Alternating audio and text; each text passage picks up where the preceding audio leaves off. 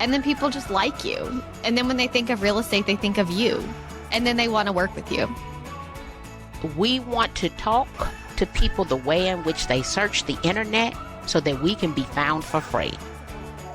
Ooh, I'm going to get these Burberry boots. And then it hits me, girl, you're not going to be at home the entire winter. Quickly realized I love children, did not like their parents. That was not going to be for me. You be a realtor, and you be a realtor, and you be a realtor. I work. Hi, y'all. Welcome to Hustle Humbly. It's Alyssa and Katie, and we are two top producing realtors in the Baton Rouge market. We work for two different companies where we should be competitors, but we have chosen community over competition. The goal of our podcast is to encourage you to find your own way in business. So stop comparing yourself and start embracing your strengths.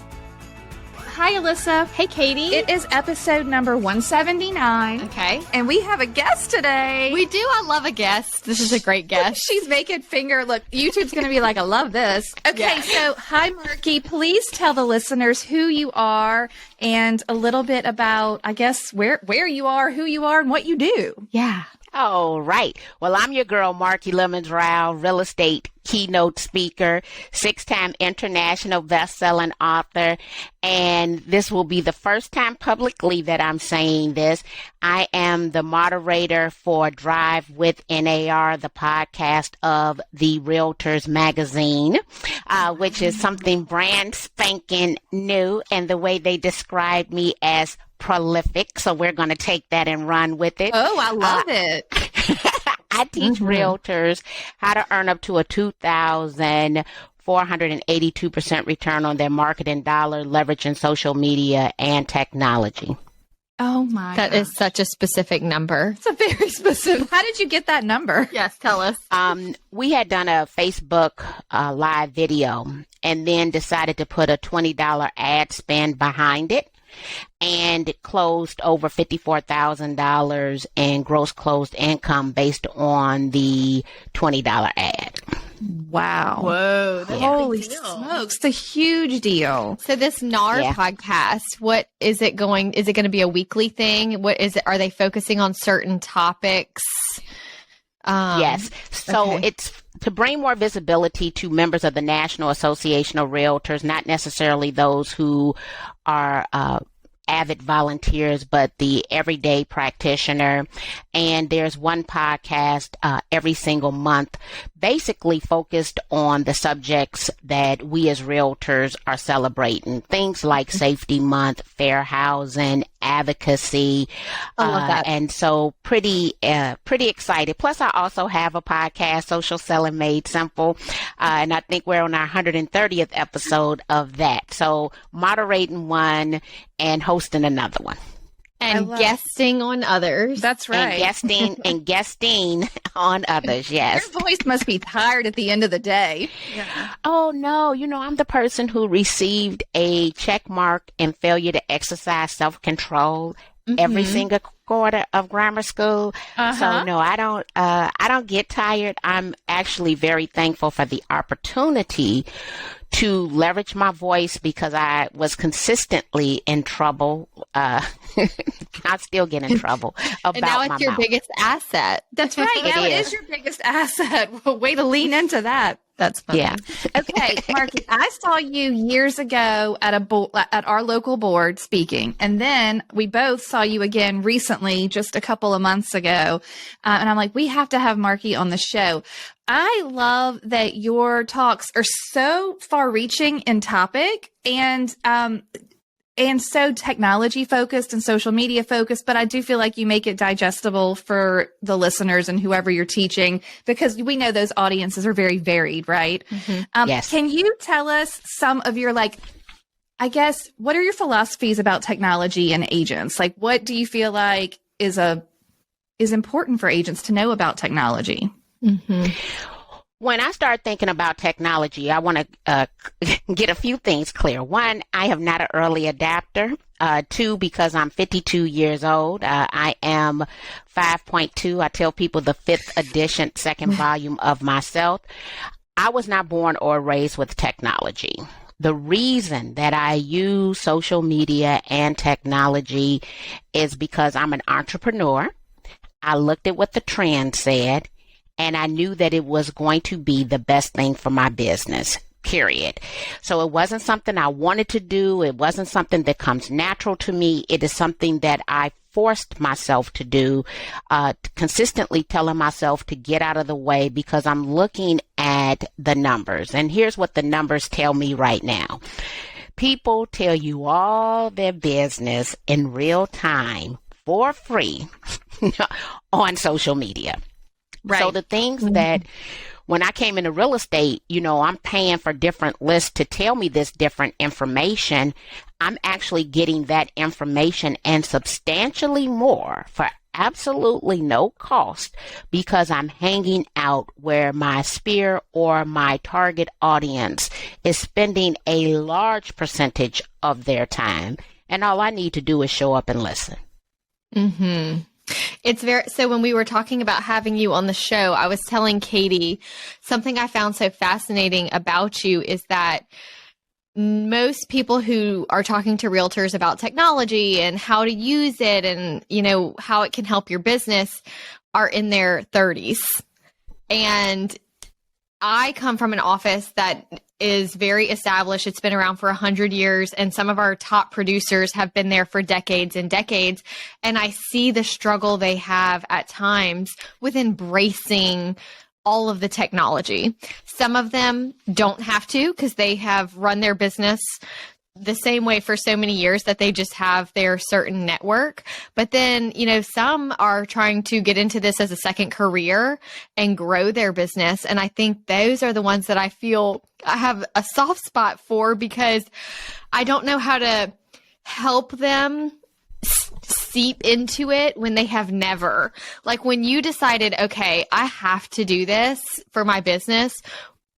There's so much technology. Like, where did you even start? How do you take that first step into saying, I'm going to embrace technology?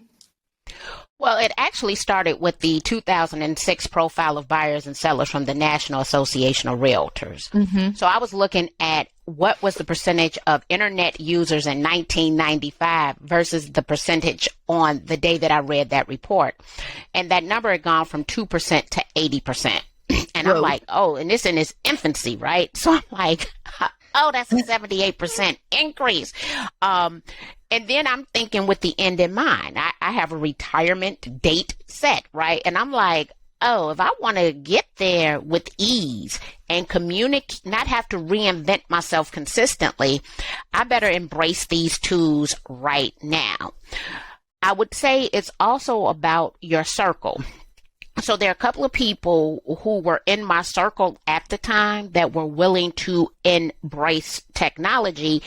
And essentially for me to be cool and hang out with them, I needed to embrace it too. One is Freddie Taylor, and he's generated multi-million dollars, right, with urban intellectuals.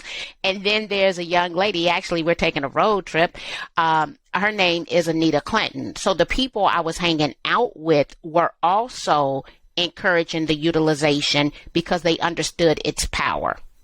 So it was the report and the people I was with. One thing that I've never shared, so it's two things you're getting out of me today. Woohoo. I was at a point because my husband's not an entrepreneur. And I think it might have been a low point. That's what we will call it. And I'm like, well, I can't come home and talk about business. I can't talk about real estate. Or I could talk about it, but it's like talking to a brick wall, right? Mm-hmm. I actually joined the Polsky Center, which was the Center for Information at the University of Chicago. And as I'm learning the social media and technology, they're allowing me to teach the social media and technology. So I knew that I needed to change my sphere even more, to be around more tech-driven people, to be able to embrace it. So not only did I join the Polsky Center, I became one of their top-rated instructors at the Polsky Center, and it really changed a lot. And I think the reason I'm talking about it because someone yesterday said they were renewing their subscription, and I'm like, oh, I haven't been over to the Polsky Center in years. So there you go. I was not expecting your answer to be, well, I started by hanging around with techie people who let me hang out with them and learn. Like, I love that. That makes total sense. To be fair, when Alyssa and I started hanging out, I was a big social media adopter, and she'd be like, can you show me how to make stories? Can you show me how to like make a highlight button on my Instagram? So if you're around someone that can already do those things, it's just easy for them. It's not like you're joining a class or making a big deal out of it, but you're right. They're doing it. So it's easy for you to do it because they can just lean over and be like, hit that button. There you go. Now you're on your way. And also just seeing her, how she implements it, things that would have made me feel very uncomfortable because I didn't understand it. But when you hang out with someone that's like, yeah, I just do this, I just do this, I just do this, it becomes very natural. Right. And then it's funny because it all goes back to mindset. It's a mindset. It's 100% mindset. And I can say this because I'm seasoned in age and in the industry, right? Mm-hmm. We have a large percentage of substantially older people who don't like change. And as a result of not liking change, they will forever be stuck. I consistently now now let me be clear, I'm not going to party with them, but I have an all-star lineup of 25 to 30-year-olds who are consistently educating and teaching me something new.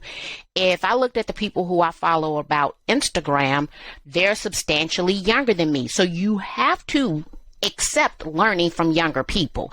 If you don't accept that, then you're going to be stuck. But I wanted to come back because I don't think that I answered the question completely. When I started using social media and technology, there weren't as many options as there are today. Right. So Instagram wasn't even out. So we were using Facebook, LinkedIn, and Twitter, and YouTube. It was real simple then. Okay. What I would tell someone today is they must have a business plan. They need to understand who their target audience is, and you need to be on the platform that your target audience is on. So everybody comes in and they do what the other realtor is doing. This is not one size fits all. You do what your target audience is doing. So last year, I made a business decision.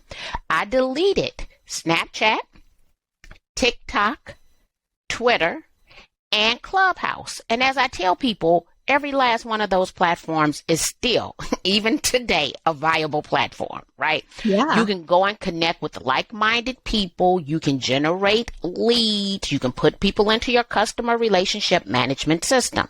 However, those are not the ideal place that my target audience feels comfortable in disclosing their information.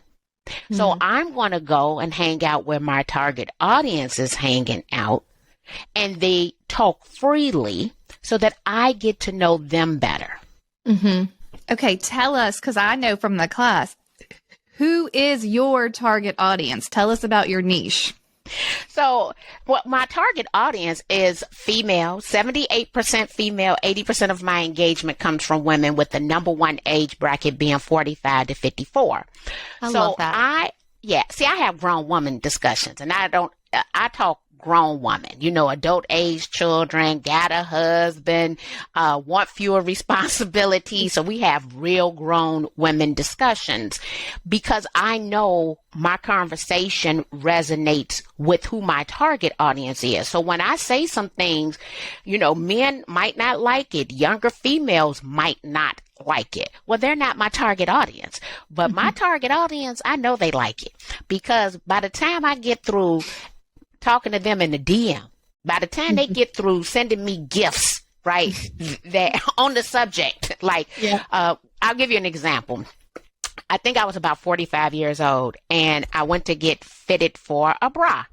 And the reason was because I had these 2 lumps right here, right, the pushover.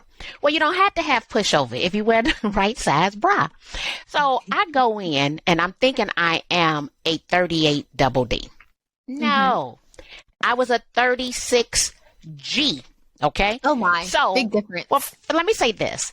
I went bra shopping for like 30 days. I mean, online, offline, every store, because I needed to try multiple 36, because it was no way that was humanly possible.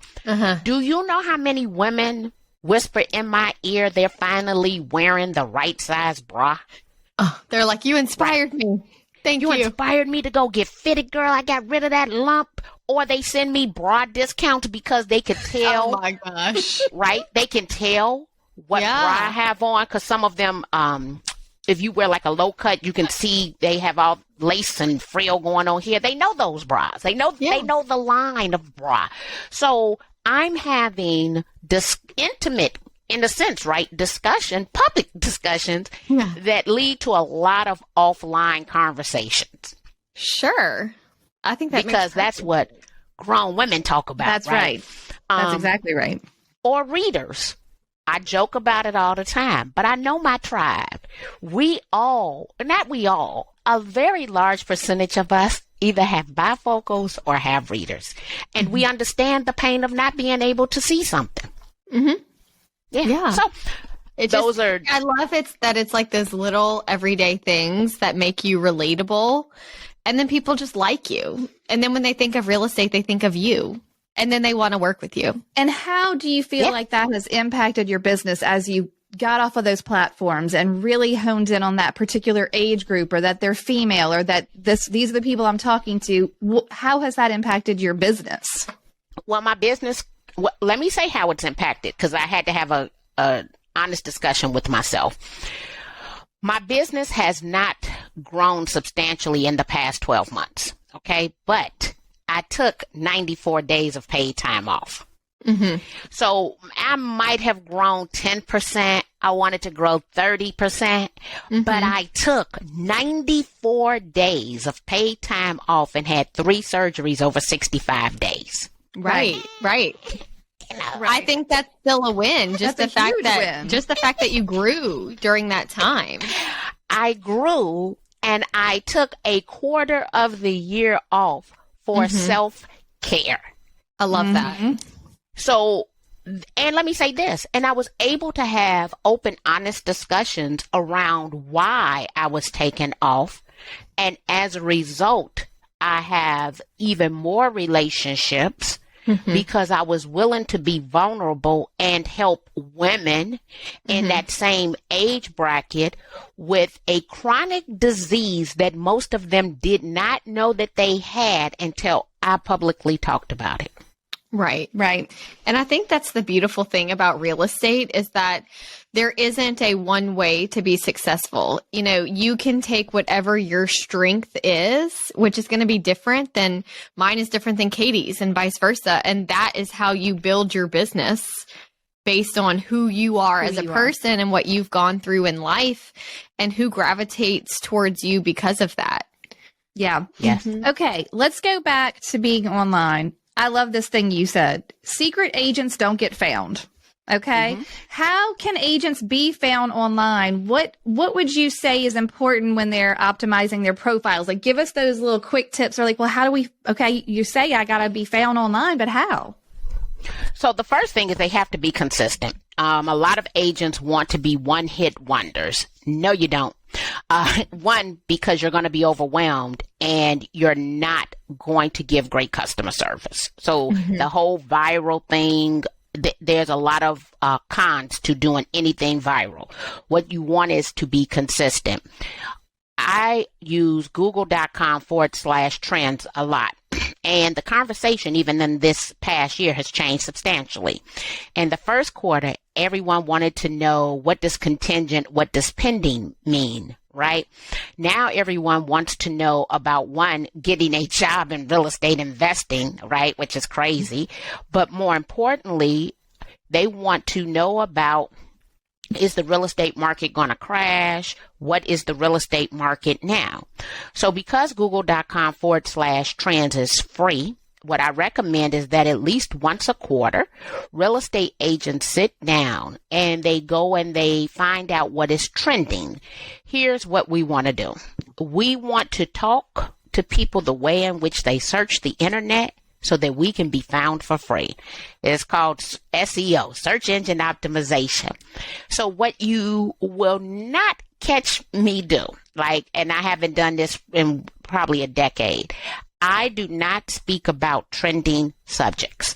I got a lot I like to say about Deion Sanders, but I'm not talking about Deion Sanders. It's like whatever the trending subject is, I'm not talking about it because people who want real estate services, that's not what they're searching for. I want to be found for what it is that I do, what I know like the back of my hand. So I stay away from commentary and trending subjects. But let me say this. Even though I did not say anything about Deion Sanders, what I did do is I practice gratitude. I'm reading the book, The Miracle now. Every year I watch the movie, The Secret. Okay. So in that, what I stated was that I was elated about grown people who make their own decisions, not bringing harm to others. Right? Because I'm really thankful for grown folks, right, who aren't causing harm. But then I went into the serenity prayer. Right? And I said the serenity prayer is available to anyone because we all want to take control. We are powerless, right? So I tied it back into something that speaks to who I am, even though I know in my mind why I was saying it.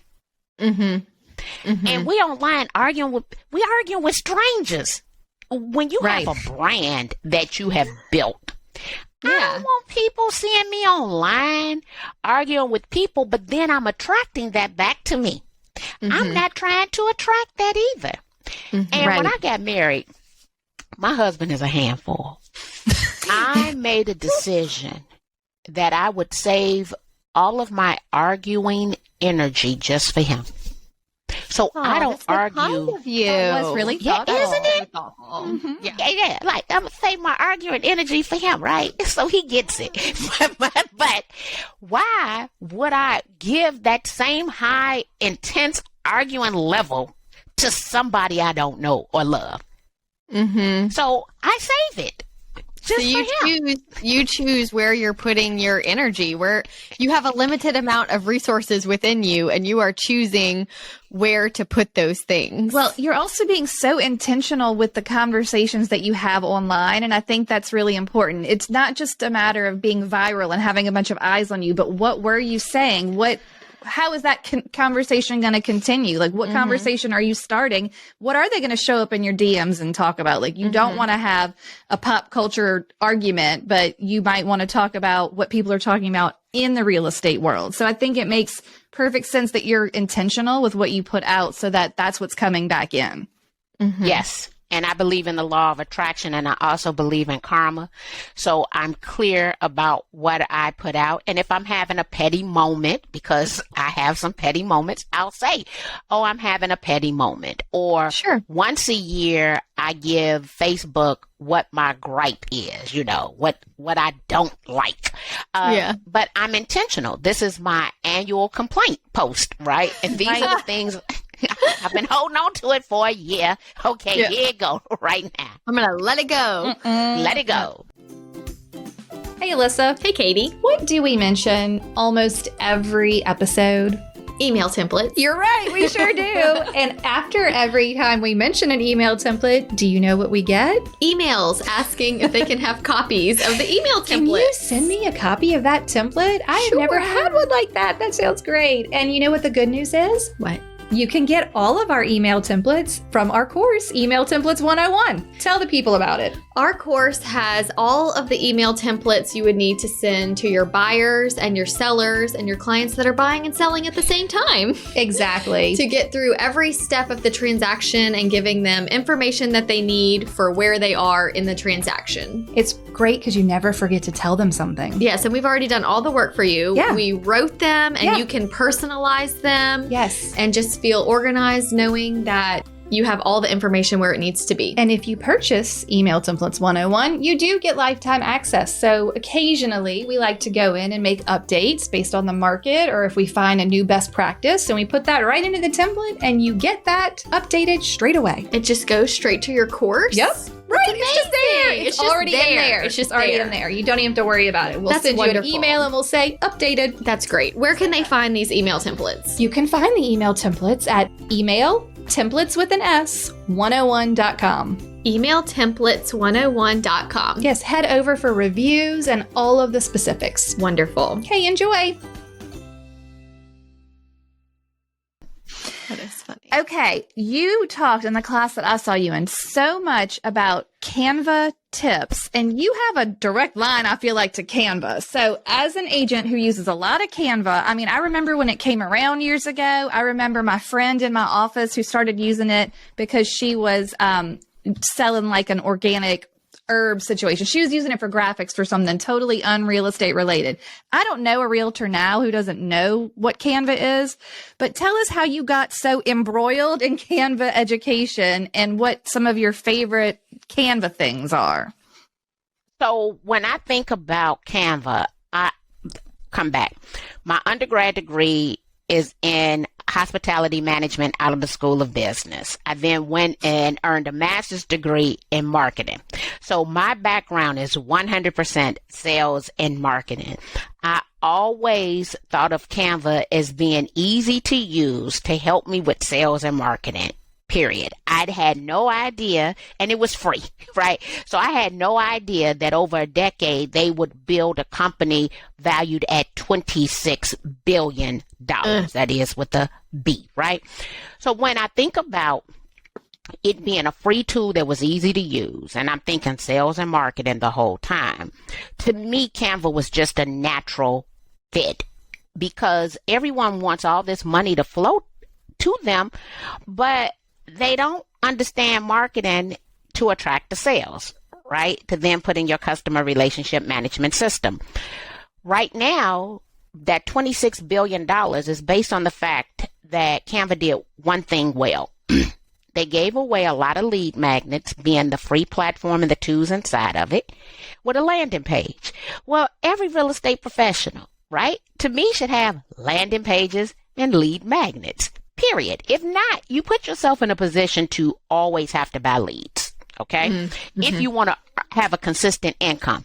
So as real estate professionals, we should think sales and marketing. We should have a bunch of landing pages with a lot of lead magnets. I want to bring this back to the google.com/trends, talking about what people are searching for and what they need.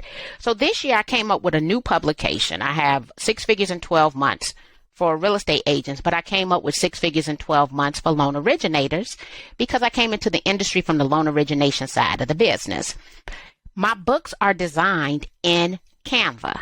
Now I have 31 publications on Amazon. 6 of the books that I am affiliated with are international bestsellers. The ones that I published were all created in Canva. Okay. Wow. When I think about all the tools that we're investing in, you can create a lot of them inside of Canva. So I did a Canva class at the Realtor Conference and Expo. And right now I have 92 people enrolled in my Power Your Lead Generation with Canva course.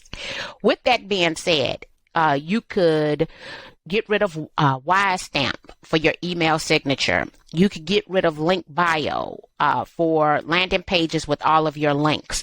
They have websites inside of Canva now.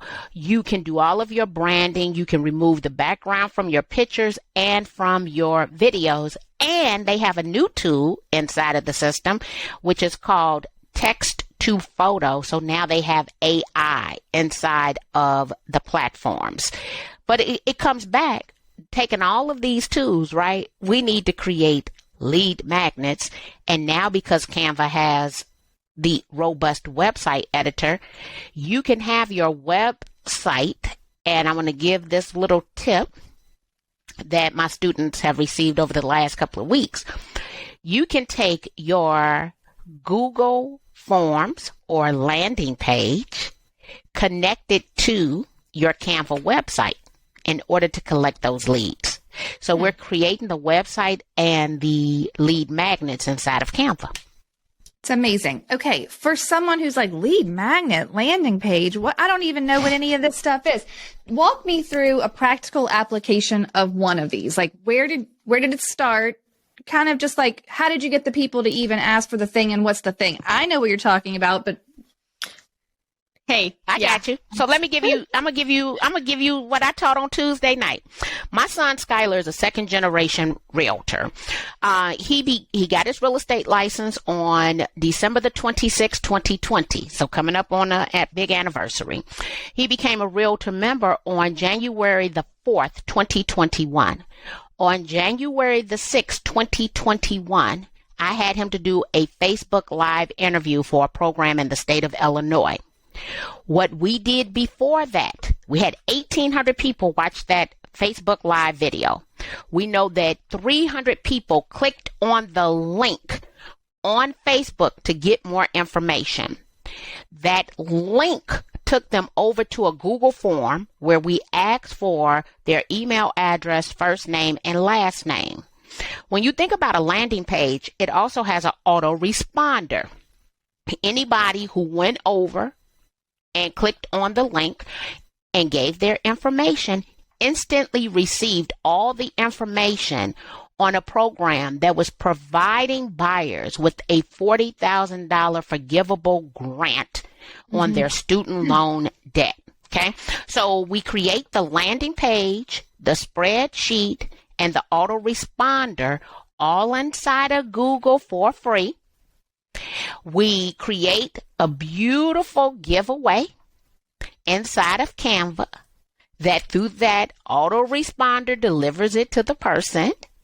And then we go on a free platform, talk about it, but include a link back to the Google form. And so we're doing it for everything. Now, the way Canva websites comes in is that we would link it back to the Canva website, and then the Canva website links to the Google form, which So it is just something looks prettier. it just looks prettier, Yeah. which is a functionality that really just became available in the past year. Okay. Okay. But we were already doing a bunch of Google forms. So now we just make them look pretty, right? We were already doing them. But let me say this. Whether you were going to use the Canva website, we're still going to create the header for the Google form inside of Canva. So we're using, to me, my 2023 prediction is that every realtor needs the premium version of Canva, every last one of them, and they all need a robust customer relationship management system. Like a really good email list to be able to communicate your information that you have to send out. Yes. An easy way to reach out all your people. Yes, I've made a lot of money off of having a great customer relationship management system. Yes. Have you tried them all? Did you land? How long have you been on the one you're on now? So I'm on 2 now. Okay. The 2 that I'm on are for 2 different reasons. Let me say this. I started with a spreadsheet. Okay. Yeah. And over the years, I've used Infusionsoft that was very confusing and very expensive to use. So it wasn't an ideal fit for me. I then went to ActiveCampaign, because they're located in Chicago and provided face-to-face training. Then I went to MailChimp. I think MailChimp is, what a lot of people don't know is it's an email marketing system, but you can have some customer relationship management systems in there, plus your landing pages. Right now, the 2 systems that I use is I use Kajabi for one of my businesses, and then as an agent, Wise Agent. Oh, I've used Wise Agent before. Yeah. So those are the 2 platforms now, but Infusionsoft, ActiveCampaign, MailChimp, and then now 2 platforms, Kajabi and Wise Agent. Okay. What do you pay for Wise Agent? Do you know? For Wise Agent, it's actually negotiated. The franchise that I'm affiliated with has a national agreement. And then my franchise owner, because we have 4 offices. Yeah, we just announced another one, 4 offices. He negotiated premiums with them. And then I have my own affiliate agreement. Yeah. Right. Yeah. So disclaimer, I have my own affiliate agreement with Wise Agent. So my foreclosure short sale courses are exclusively available on Wise Agent or through my private membership group. Oh, see. okay. Very cool. Mhm. I love it. Okay. What are some of your tips for agents to keep up with the industry as it changes? Maybe not necessarily tech, but just the industry in general. How can agents kind of stay up to date? Well, going back to the google.com/trends, right? So searching for real estate, searching for realtors. Also, there's a tool called Feedly, Feedly, which is a RSS syndication feed. RSS stands for Real Simple Syndication. So once you have developed a niche, you want to follow that niche. So if you're in luxury real estate, I'm following those thought leaders in luxury real estate to see what they're talking about. So there always needs to be an authority, right? That go-to person for what it is that you profess that you're an expert of. So for me, I'm following Chicago Realtors. I'm following the National Association of Realtors. I'm following the Real Estate Business Institute for a couple of reasons. One, because I'm a member of those organizations. I have their credentials, but I also sit on all of their boards. So I need to understand what is going on inside of those organizations. So when articles pop up, I'm getting those articles. A way to get those pop-ups would be through google.com/alerts. But then in Feedly, and the way I describe Feedly, as a kid growing up, on the weekends, my grandfather would go and he would buy 3 newspapers, the Chicago Sun-Times, the Chicago Tribune, and the Chicago Defender. And he'd come home and on the coffee table, he'd break these 3 newspapers down. I was getting the comics. My grandmother was going to get business and like the food section. He was going to take the sports. And then my mother was going to read like the covers, right? So we took these newspapers and broke them down. Well, now when you think about a real simple syndication, you only get the feed for the information you want in one place. That's very helpful. Yeah. Pick the things that you need to follow. That's it. Not it. The same way we deleted Twitter, Snapchat, TikTok, and Clubhouse is the same way we need to unsubscribe to emails. And it's also the way we should filter the information that we're learning. If not, you're going to get overwhelmed. Was deleting those apps hard for you, or did it feel good? Twitter was hard because I had been on Twitter since like the beginning. So since 2007. So that one was hard. The other ones were not, because I was becoming more and more overwhelmed in how I was going to participate on them. And so when I tell you I went in, deleted the profiles, took the apps off, TikTok was, after the fact, TikTok was the one that you kind of gravitate back to, but TikTok is a huge time waste. Let me just say this. So every time I was over there, it was never for me learning something. It was never for me, right? It was about me laughing. And then it's an hour later and I've done nothing, but I've cracked up, right? And so I refuse to put it back on my phone. And if someone sends me something, you can go watch that one clip and then I'm gone. Yeah. Get out of here. About TikTok while we're on it. Because it's so easy to go viral, and a lot of younger demographic is there. Is there a way for a realtor to effectively have a TikTok strategy, or is it still kind of hard to find your people there? Like what are your thoughts about if they wanted to use it? Is it something that can be done well?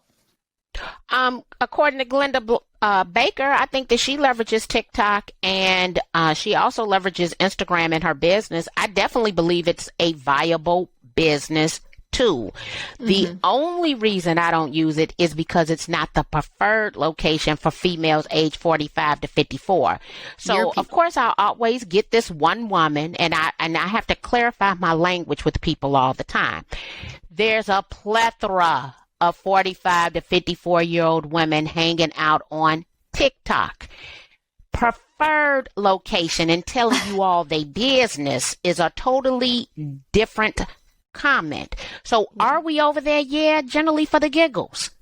Are we over there sharing and helping people build and telling all our personal business? Not so much. And so I'm clear it's a viable tool. But as an entrepreneur, how are you going to spend your time? Right. How are you going to generate leads? And I would like to know how many realtors are generating leads as a result. If you can show me closed transactions, then let's go for it. But now the question is, how often are you also building your customer relationship management system for future business? Right. So I got some questions around it. I will likely say that the audience doing a very good job would be a younger audience. Sure. Yeah. And then is it providing value while being entertaining? You know, that's a hard thing to do. I don't think I would have the personality to be entertaining on TikTok. But if I say something in an Instagram story that's just providing a quick nugget of value, that's more my area. But then there's some really funny people that can provide value and be entertaining at the same time. So it's just kind of who you are, I guess. Yeah. Yeah. So yeah, I think it's a viable tool. I don't think it's the preferred location for my target. Sure. Yeah. I mean, it makes sense. Okay. Yeah. What about farming? Do you farm? Do you still have a system, or have you farmed? We get a lot of questions lately about how am I going to find my people? How am I going to find the leads? Because, you know, the market is shifting and changing. I got to look for them. Are you a farmer? Let me say this. I'm not still farming because we have like 310 agents and 20 of them I recruited. But do I help my agents in developing their farming strategies? Yes. So when I think about farming, what I've told every agent, there are three things we're always going to look at. One, we have to go and look at our MLS numbers. I need to understand what is the current rate of sale. I want to know what that price point is. I want to know the barriers to entry in said community, and I need to understand the absorption rate. So for me, it's not an emotional decision. It is a business decision. So when we take a look, then that's the area we need to farm. And if you're in a marketplace that has a robust MLS, that has predictive analytics tools, I want to take a look who's likely going to sell there. And that is the area we focus on. When realtors are either coming into the business or decide that they're going to farm, instantly they think they're going to do it where they live or in close proximity to the office. That might not get you the best return on the time invested. So I have looked, and sometimes the perception of the community. So there's a community here in the city of Chicago called Beverly. And then there's a community adjacent to it called Morgan Park. Beverly is Beverly, honey. Okay. And so there are substantially more agents who want to do business in Beverly because it has a higher price point, but it also has more barriers to entry and fewer sales. So it would be a lot easier for an agent to come and enter into the Morgan Park area. When we're breaking the numbers down, I have seen agents who just don't want to go into the Morgan Park area, even though it will be more financially beneficial to their business based on the perception of the community. Wow. Well, shame on you and your business. Right. So, Yeah. everything to me is about being an entrepreneur, running a business, the rate of return, because I have a retirement date in mind. Right. I have it written down. So that What is day your I will. date? Oh, my date is July the 31st, 2032, and I will be financially eligible for retirement, whether I decide to retire or not. Great. I love that. So exciting. Love that. Alyssa's a big fan of retirement talk. I am. Yes, and it takes a lot of action. You have to be very strategic. You have to be mindful. So I'll give you when I think about mindful. I was in my bedroom looking at the app. A new pair of Burberry boots came up. And I'm looking at these boots. These boots are hot. I'm like, oh, I'm going to go get these Burberry boots. And then it hits me. Girl, you're not going to be at home the entire winter because I'm traveling for work, right? And I want to focus on where my winter house is going to be. I politely close that app right on down. I'm not buying them boots. Them boots serve no, I'm not going to even get to wear the boots. I'm going to be out of town.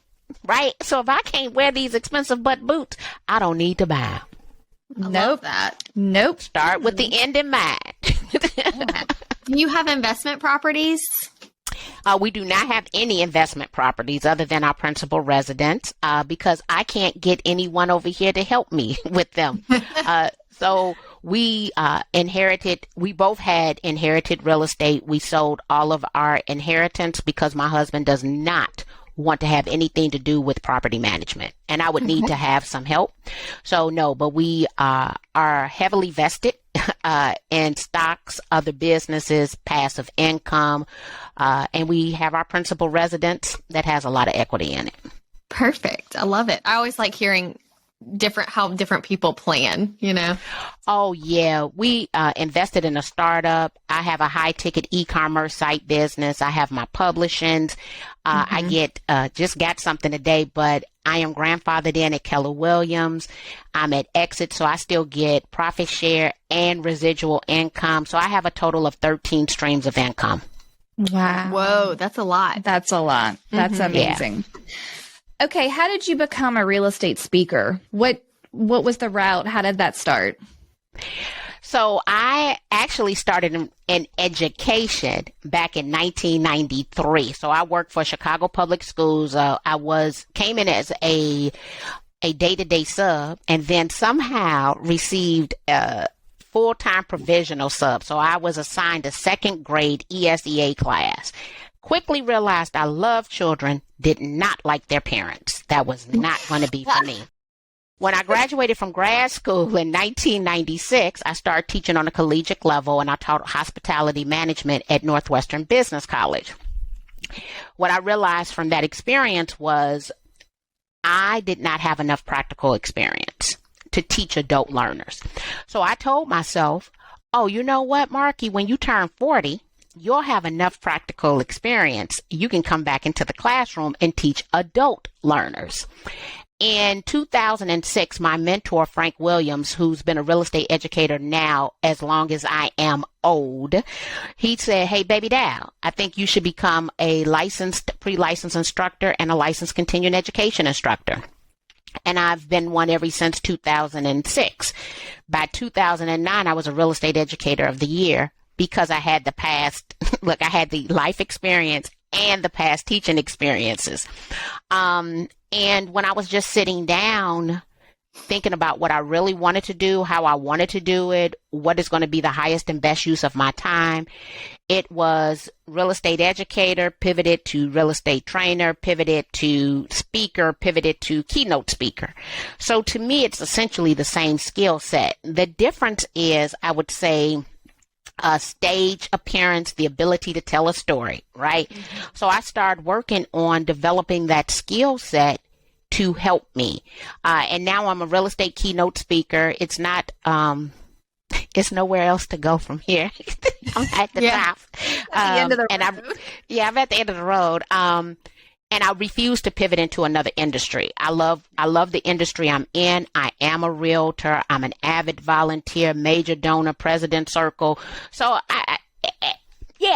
this is it, right? But it's not going to, there's nowhere else to go. I published, I have a clothing line. Like this is kind of it. So let me say this. When I came back to the board of directors for Chicago Realtors a couple of years ago, it was with one goal in mind: to mentor the next generation. So my focus over the last couple of years has been, how do I mentor the next generation of realtors, whether that's to come into education, whether that is to publish. There's so many opportunities that exist inside of our industry.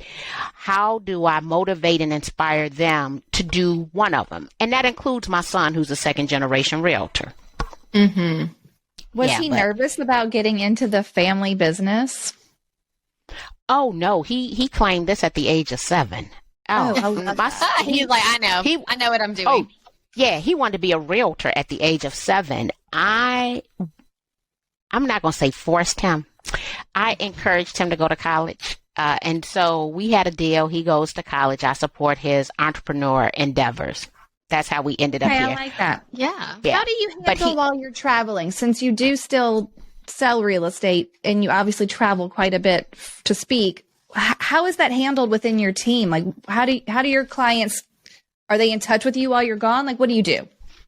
No, everything is referred to one of the people who I recruited. That's that's it. That's all. Because I'm not here. I'm not here. And I spend 100 nights a year on the road. So my priority becomes the people who I'm coming to fly in to see.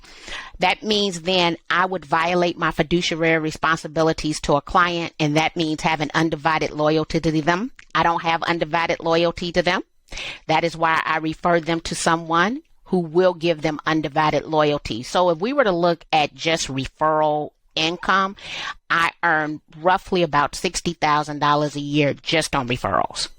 Yeah, that's great. So I'm referring all of that business out, because when that Uber driver show up at my front door, I'm out of here.